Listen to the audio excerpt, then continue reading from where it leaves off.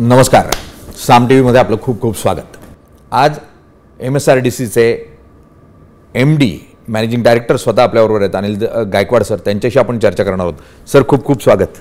नमस्कार. नमस्कार सर. जसं मी म्हटलं की शिवधनुष्य होतं समृद्धी महामार्गाचं आणि ते तुम्ही उचललं आणि ते यशस्वी करूनही दाखवलं.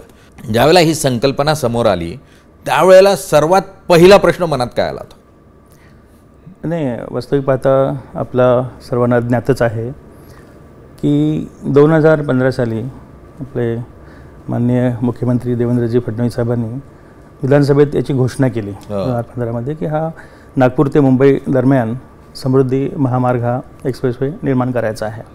2010ला जेव्हा शेवटचा वरळी बांद्रा सिलिंग पूर्ण झाल्यानंतर 15मध्येच म्हणजे 10 नंतर 5 वर्षामध्ये 15मध्ये ही जी घोषणा झाली त्यानंतर हे मोठं आव्हान आमच्यासमोर होतं आणि निश्चितच हे आव्हानात्मक होतं. पण या ठिकाणी माननीय मुख्यमंत्र्यांना देवेंद्रजी फडणवीस साहेबांचा हा ड्रीम प्रोजेक्ट होता.